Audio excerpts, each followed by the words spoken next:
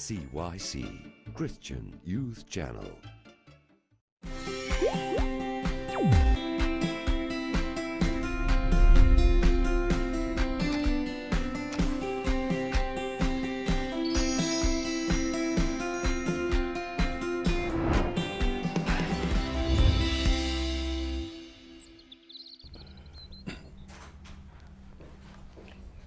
Good evening, everybody. Welcome to Q&A Live on CYC.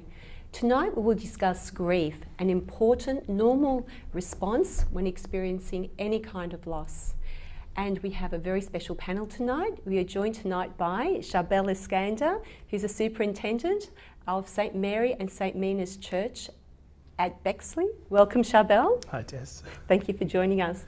And also David Farag, who's a psychologist, and he works in private practice dealing with paediatrics. Welcome, David. Thanks, Tess. Thanks for being on the show with us. No problem. Before we get into our conversation, we're going to watch a very short video on grief, so if you can please stay tuned, and we'll be back in just a few moments.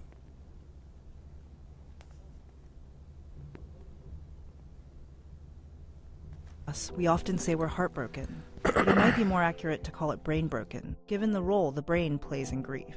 As your brain adjusts to the loss of someone you love, you might feel numb, depressed, or foggy.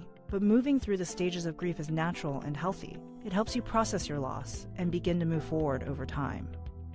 This is Your Brain On, where we explore how the world affects our brains and ourselves. The experience of grief is twofold: the immediate acute pain of the loss, and the months afterward as you mourn. The loss of someone meaningful functions as a stressor, triggering the pituitary gland at the base of the brain to produce adrenocorticotrophin, or ACTH. ACTH sends a signal to the adrenal gland to release cortisone, a stress hormone. Unlike, say, a temporary threat, grief is an intense, persistent stressor, so your body remains flooded with cortisone. That can cause your immune system to falter, making you feel run down. This is likely why some bereaved spouses fall ill soon after their partner dies. Even if the death of your loved one was expected, the actual event can still feel like a shock to the system. In the short term, a traumatized brain is bottom-heavy, meaning primitive areas, including the fear center, are overactive, adding to feelings of stress and despair. Meanwhile, higher cortical areas of the brain are underactive, like the anterior cingulate cortex, which helps regulate emotion. You may find it difficult to let go of minor annoyances or experience symptoms like increased heart rate for several minutes after you're startled. However, over time, the initial shock of the loss typically gives way to a deep sadness or depression as you continue to mourn. Depression can cause widespread changes across several parts of the brain, including the amygdala, which regulates sleep behavior and mood, and the hippocampus, which processes memory and regulates stress hormones. These changes disrupt core functions of our bodies and minds. As you grieve, you may find yourself sleeping too little or too much, forgetting things, or trapped in a brain fog. These feelings are difficult, but the acute pain doesn't last forever. Eventually, the sadness begins to lift at least a little bit, and then you may move on to feelings of anger or guilt before slowly moving toward acceptance of the loss. Experts agree the bereaved follow their own individual timelines, but in general, this three-stage process usually takes about a year. There are steps you can take to feel better as you go through the grieving process. Talk therapy can be a major help. This might be group bereavement meetings or cognitive behavioral therapy, which can redirect negative thoughts. Aerobic exercise can improve mood, memory, and thought processing. Talking with friends about the person you lost can be a great comfort too. Studies show long-term grief actually activates neurons in the reward centers of the brain.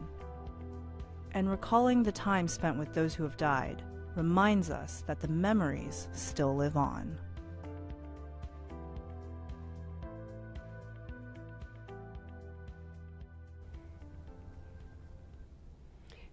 Welcome back, viewers. This is a live show, so please either call us if you'd like to ask your question, or send your questions, text them please to 0416 551 292, and I'll be happy to ask our wonderful panel for you.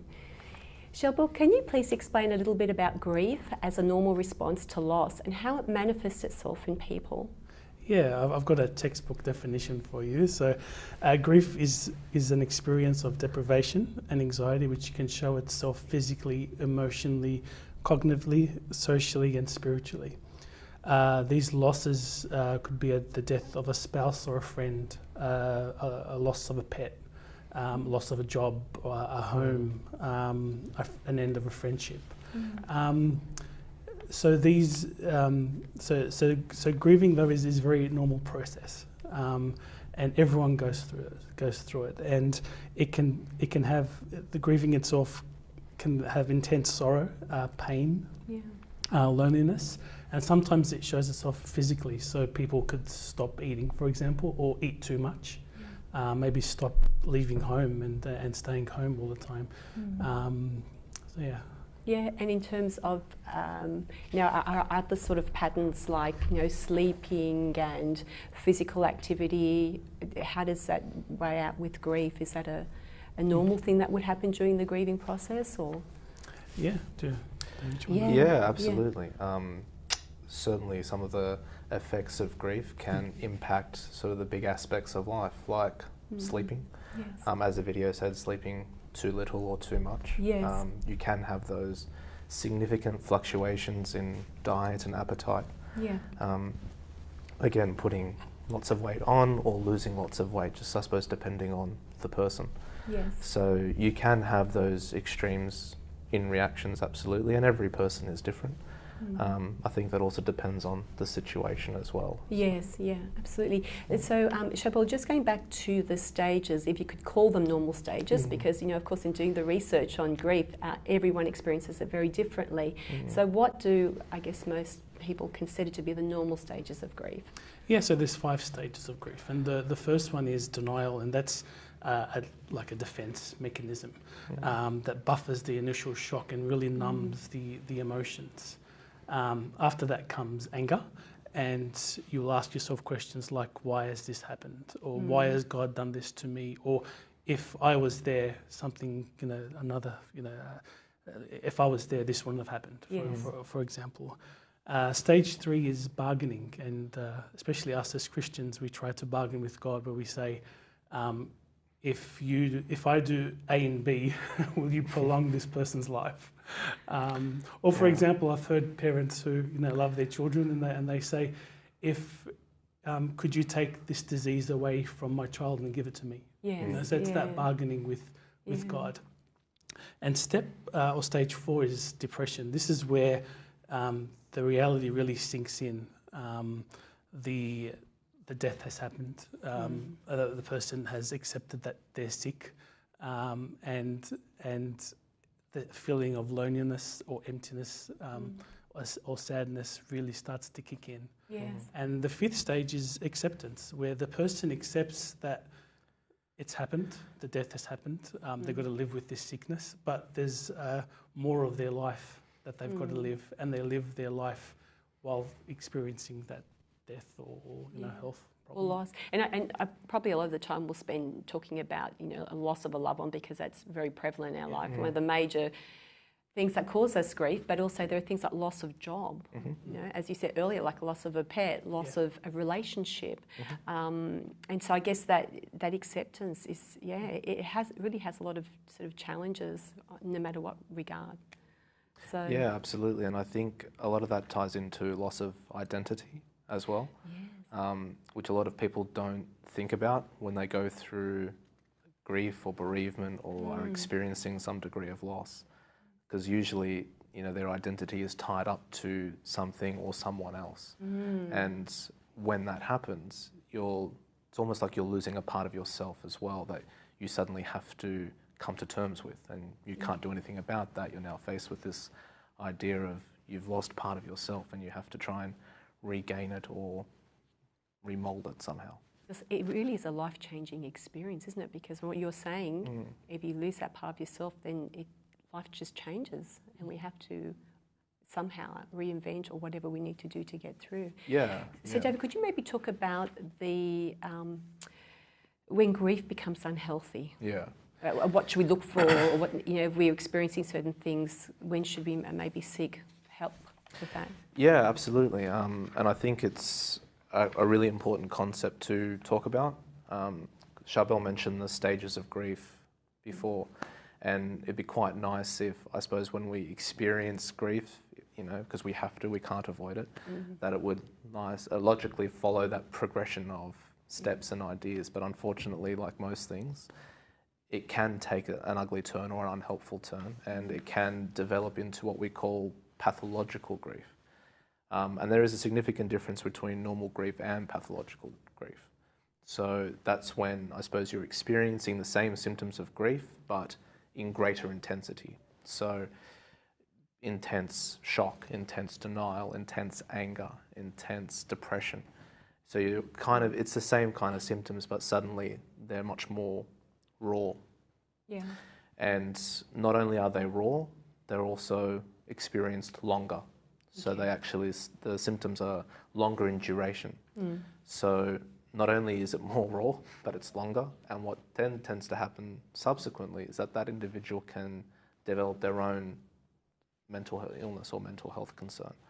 So they might, kind of similar to what the video was saying, develop those concerns with sleep or eating.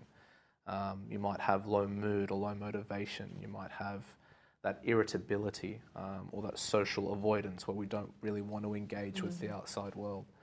But of course, on the extreme end as well, we get the concerns around self-harm and harm to others as well. And that's all part of the picture. Yeah. So pathological grief is an important concept. It's a serious concept, and it's one that we have to be aware of and be able to identify in order to appropriately deal with. And how do we identify that, Dave? Because when we're going through grief, it's something unusual to us at that point in time, to what our normal routine and our normal life is. So one would expect we're going to experience some very uncomfortable things. And maybe we could sort of say to ourselves, well, you know, I'm expected to go through what is what we could call the effects, or when should the alarm bells ring? Yeah. And not just for the person suffering the grief, but maybe loved ones who are trying to support them and watching them. Well, I think it's important to remember that every person is different, and therefore their experience of grief is going to be different. So just even accepting that and acknowledging that for yourself is really important, that there are no two cases that are going to be the same. I mean, we have these stages, and that's a pretty broad stroke of what the general population experience, but it is different per person.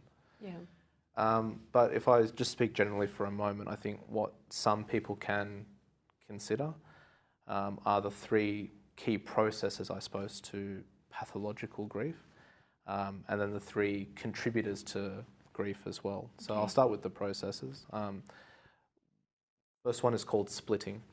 So basically we, in our own minds, split the difference between what I intellectually and logically understand is grief and the emotional experience of grief. Right. So we can all conceptualize the idea of what grief and loss is. Yeah.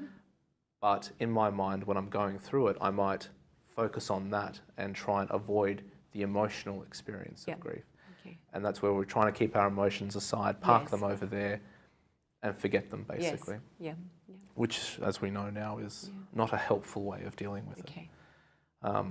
The second, I suppose, key process is internalization. Yeah. So where we're really focusing on the memories or the positive experiences or even just general experiences that we had with our loved one who's passed, but focusing on them internally. So we're keeping them all to ourselves. We're not sharing them with the outside world. Yeah. And it's almost to the point where we've kind of forgotten what's happened. Yeah. So we've kind of let go of the reality of the situation, that we've lost this person, because we're so internally focused on what we're trying to keep alive, those memories, those positive experiences. Yes, yeah.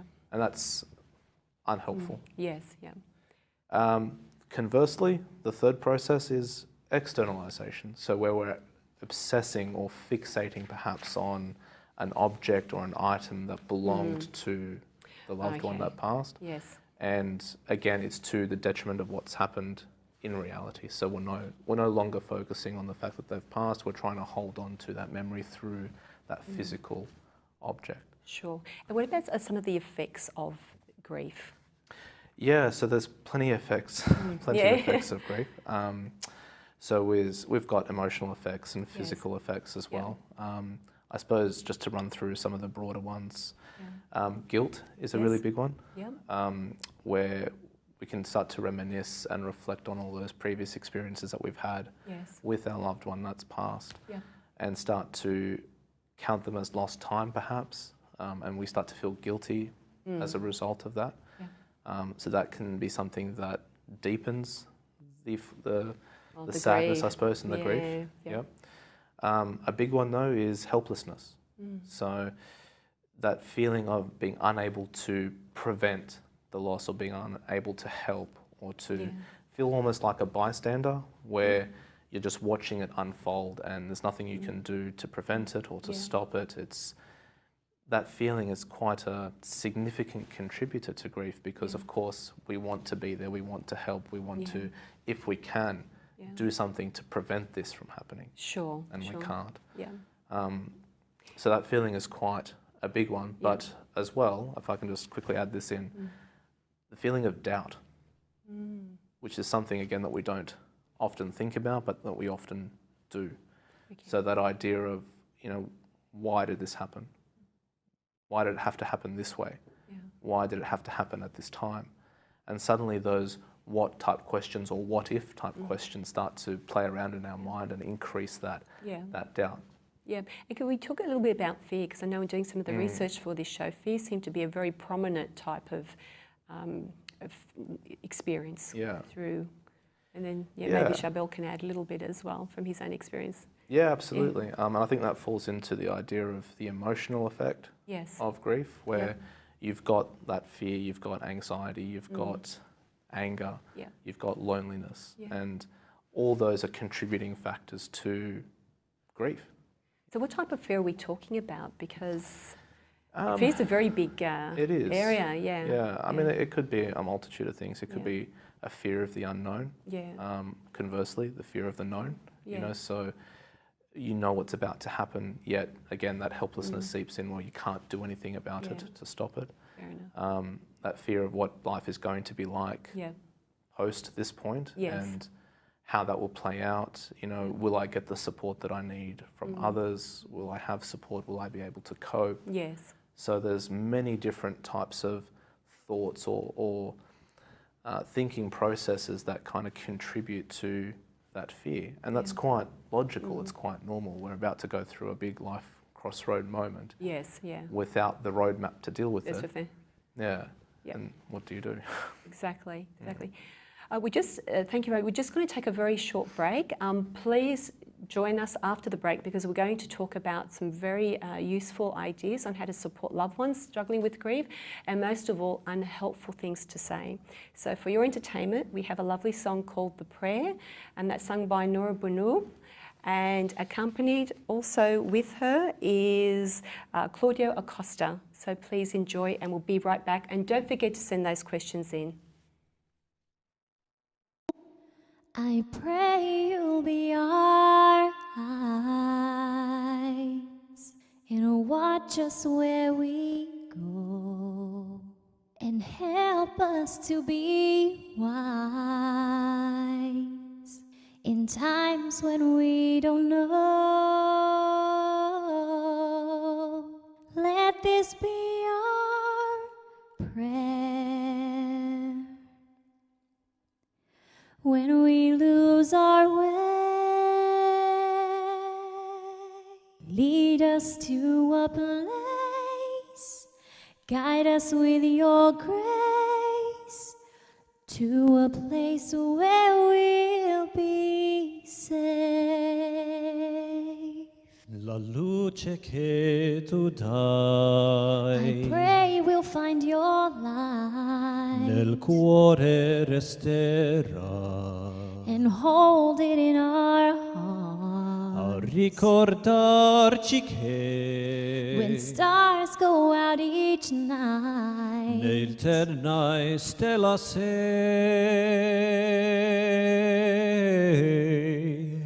nella mia preghiera. let this be our prayer. Quanta fede When c'è shadows fill our day, lì lead us to a place, Guide us with your grace to a place where we'll be safe.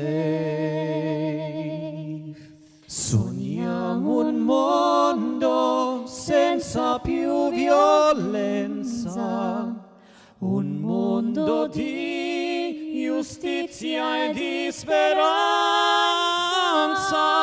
Ognuno dia madwa suo vicino, simbolo di pace, di fraternità. La forza che ci dai, We ask that life be kind il desiderio che and watch us from above. ognuno trovi amore. We hope each soul will in find tondo e dentro sé. another soul to love. Let this be our prayer. Let this be our prayer.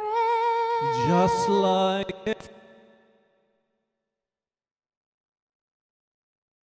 child. Just like every child need to find a place.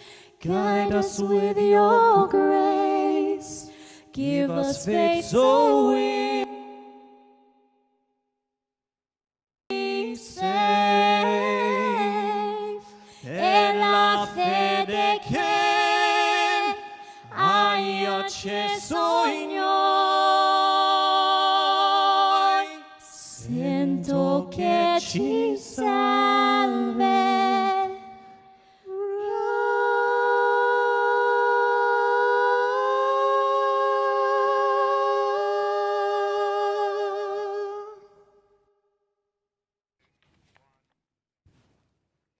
Welcome back, audience. Please send your questions into 0416551292. So we have a question for you, Charbel. I'm going to actually read this one because it's a bit of a detailed question. So as Christians, even though we take comfort in the certainty of the resurrection and a joyful life with God in heaven, why is it that some of us still go through an incredibly long and sometimes pathological grieving process, whereas others are thankful in the passing of a loved one from the moment a person passes? Yeah, I think Christ has demonstrated the importance of grieving, and we'll go through just a few quick verses to show the importance of it. He says in Matthew 5, blessed are those who mourn, for they shall be comforted. You know, not they're sinners, or, you know, cursed are you if you mourn. No, blessed are you if you mourn. When Lazarus died, and Christ grieved. And we'll come back to that as an example. The Lord withdrew himself from the crowd when he heard that John the Baptist was beheaded. Also in the garden on Holy Thursday, he was grieving the night before his death.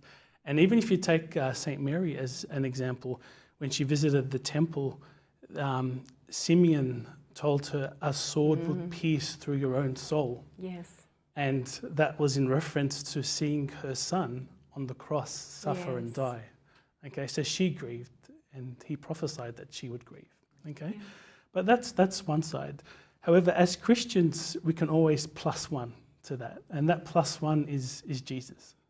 Okay, let's take the example of Lazarus. We see Christ mourned, Martha mourned, and Mary mourned, but Martha took a step further, where she actually blamed Christ and said, if you were not here, my brother would have not died. You know, if you were here, my brother would have not died. The Lord answered and said, well, he will resurrect. And Martha responds with, well, I know he'll resurrect on the last day. But if we pause here, it just seemed like such a generic answer, didn't it? Like, yeah, he'll resurrect, you know, like in 2,000-3,000 years in the abyss somewhere in the universe, he'll resurrect, right? But the Lord says something beautiful in the way I think he says it. He says, Martha, I am the resurrection and the life. I am the resurrection and the life. It almost made it personal. It's not like, no, he's not going to resurrect in thousands and thousands of years' time. I'll resurrect him. Yes. He'll live with me. Yes. He'll be with me in eternity. Yes. He made it very personal, as in Lazarus was his friend on earth. Yes. Jesus loved him, and he's going to be my friend, and I'm going to love him in heaven. He's going to be with me forever. Yes. He made it very personal, and and what I took note of here was he shifted the attention from the death to the resurrection and made it real. Okay. And- So, can I ask, so is that when we see people who've had their loved ones martyred, as we do quite commonly in Egypt and other places around the world, and some of these people can just come out and they're joyful, they're joyous, and they forgive the people who've murdered their loved ones, could be children, could be spouses. Is that because they're looking to that resurrection? Like, what else is there? Or is it because they know that their loved one is in heaven and they have that certainty? Yeah. So in their hearts, they're content with that. Well, I was listening to a podcast recently from an Orthodox priest. I think he wasn't Coptic, and it was a Q&A similar to this. Okay. And, the people asked him for a response to terrorism. It was at the time of the Coptic martyrs, the 21 that got beheaded in Libya. Yes, in Libya. And people were asking him for a response, and he didn't respond. And they kept asking him and pressing him.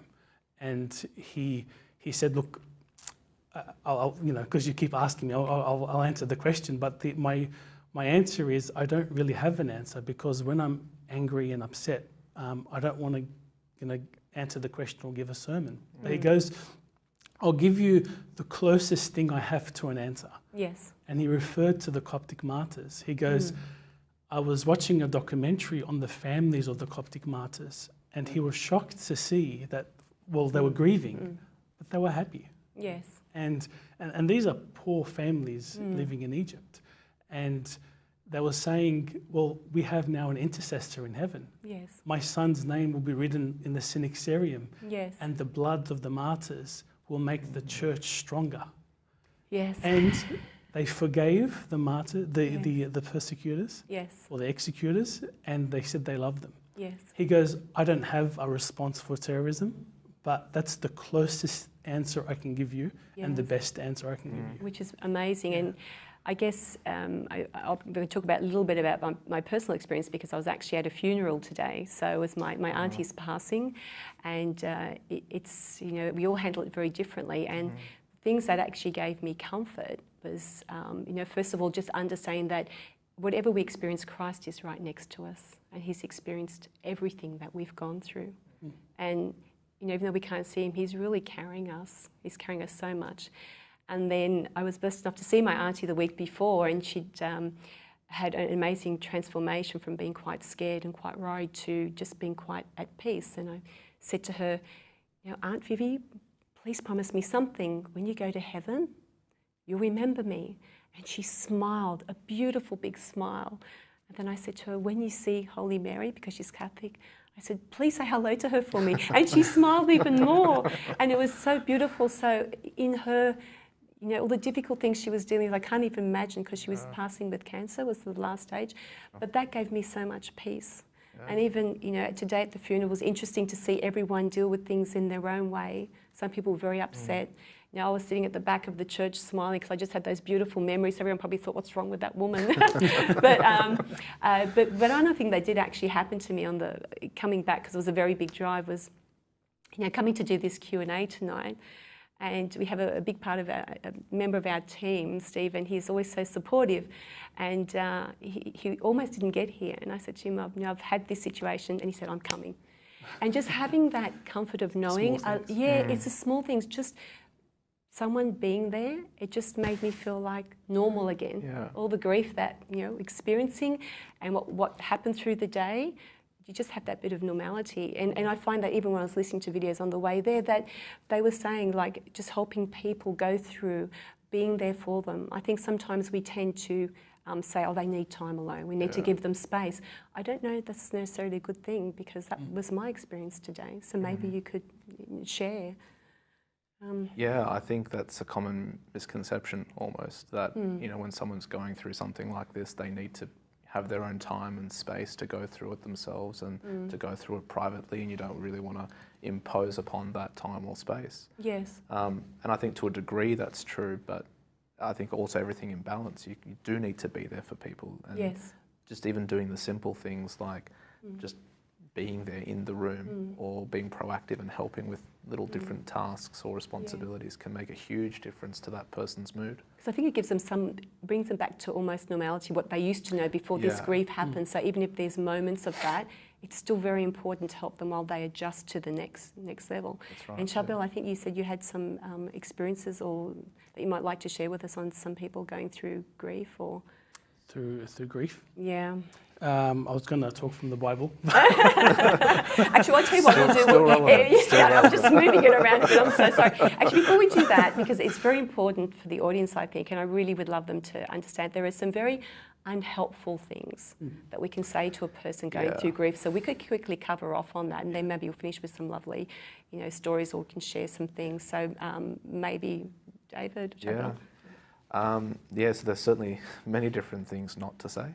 I think one of the worst things that I've heard is get over it, which seems to be popular for some reason, but almost the worst thing that you could say. Or move on with your life. Or move on, yeah.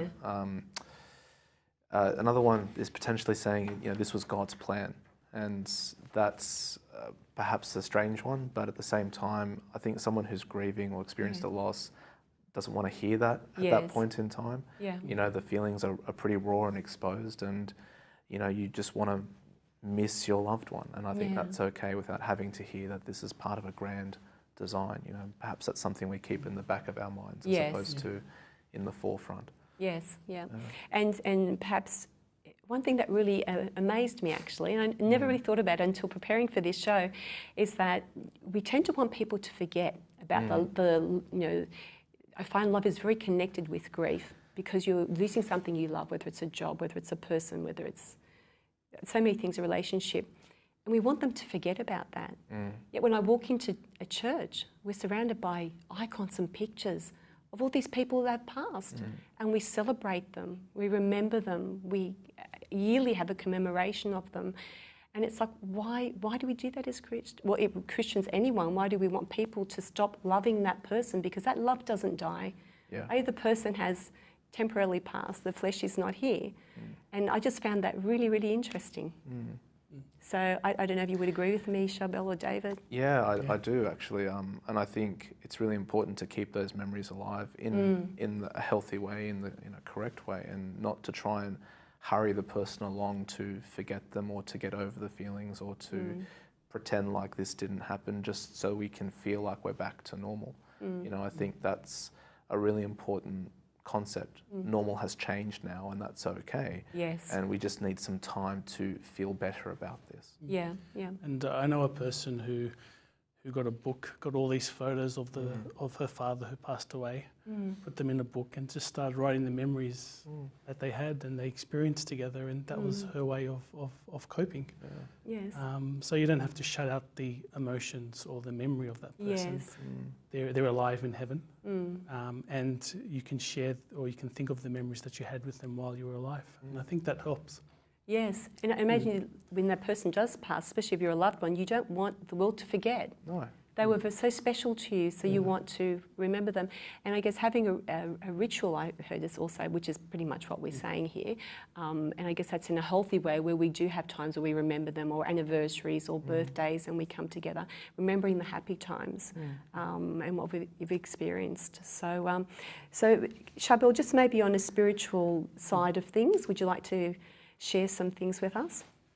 Yeah, so there was a question here about loss of material items like a home or a job or financial loss. Yes. And one of the verses that I really love comes from Psalm 138, where it says, "The Lord will perfect that which concerns me." And I feel like if we write this verse on our hearts, our grieving would be little or minimized. And I'll give you an example from the Bible of a turbulent life and how God supported that person. You have David, not you, David. Yeah. Okay. You have King David, who, was looking after the sheep in, on the hills of Jerusalem one day, and the next day, this old man Samuel comes along and anoints him as king. Right. But with no kingdom, he just Yes. anoints him as king and leaves. Yeah. All right, and years and time passes, and then David fights Goliath. Yes. And another day he becomes a friend with Jonathan, the son of King Saul, and he enters the palace with King Saul and Jonathan, and then another day he's hiding in a cave with for his life, and he says, "I'm only a heartbeat away from death." Mm-hmm. Time passes, and he becomes the king of Judah. Yes. Again, a few more years, he becomes the king of Israel. A few more years, and God punishes him for the sin of murder and adultery and kills his son. He's on the floor begging for God to keep his son alive. Yeah. Okay. A few years later, his son Absalom kills his other son. Yes. And flees. Yes. And then Absalom comes back and steals his kingdom. And then David has to flee again with all his family this time, not just by himself. I mentioned there's a lot of grieving in all these Lots processes. of grieving. It's such a turbulent time for King David. Yes. But he added God to the whole equation. And we can read his story in the Bible, and the Psalms are pretty much prayers from his whole life, which we have in our prayer book, the Agbiya, which we pray every day, so that as God supported David through his highs and lows and all the problems he had, he supports us. And as long as we can grab onto God and love him and take his word with us, then we can rest assured that our future and our life is in God's hand, and we won't worry so much about what's going to happen. Yes, we won't worry about the unknown, the future. I say, it is a beautiful thing, of course, to remember, but I guess that thing, it comes with experience as well, because when you suffer that loss, like I saw my cousin, he was saying, well, I don't know what I'm going to do without my mum now. And it's hard to even talk about things like that. It's a very difficult thing to do in that time. So, so I guess, the being present, the remembering that God is with us. Saying the Psalms and about praying, I guess prayer, I know prayer is very important, but when you're going through times of grieving, sometimes that's not possible, or it's a difficult thing to do. But a lot of people who grieve say they got this tremendous grace from God that they can't explain to deal with the situation. And it's like it's only the grieving people who feel this. Okay. So that's when you're so close to our Lord, because you cling onto him. That's right. And they say God gave them the ability to overcome this grief, and supports them. And I think God will do that. Excellent. Yeah, of course. He's always there with us. And just one very quick question. In terms of the grieving, where we talk about pathological, and that we do, if people are really suffering to that regard, we do really encourage them to seek medical help. And of course, there's some helplines which I'll go through before we quickly wrap up. And so hopefully they'll appear on the screen. So we have Lifeline. You can call 131114 or visit www.lifeline.org.au. Men's Line Australia, 1300 78 9978, or Beyond Blue, 1300 22 4636, or they have a chat line, and all of those organisations are 24/7. Of course, in Australia, I'm sure in the UK and America, Egypt, all around the world, there will be other such like services that you can call upon. And of course, there's always your local priest. Please don't forget, the church is always open with doors with priests and servants. And I might just add in there as well, I found even through my grieving process, speaking to one of the church fathers was a tremendous help. Even I think just talking about it, getting that spiritual guidance and support, it's a great thing. We're very blessed to have that. So yes, I'll probably just very quickly before we wrap up, I would like from both of you just a quick line of maybe some words of wisdom you can offer. We'll start with you, Charbel. I think when you're grieving, have a grieving team that you can go to where you've got some support. Yes. And you can get some help. Whether it's a church father or a friend or a close person, and definitely add God to that team, because he's your best source of comfort. Fantastic, awesome. Yeah, I think I would probably echo most of those sentiments and just underline, I suppose, that going through grief is a normal part of the human experience and the human process. We should try as much as we can not to shut out the emotions, but rather to embrace them and accept them. And where we have God in the equation, that means we can overcome them. Excellent. Thank you so much for being on the show tonight. It's been Thank a you. great blessing. And audience, in 2 weeks' time, on Thursday, the 21st of February, please join us again on Q&A Live at CYC, where we're going to cover the ever-present topic or issue of anxiety. Good night for now. God bless, and I hope you have a wonderful 2 weeks ahead.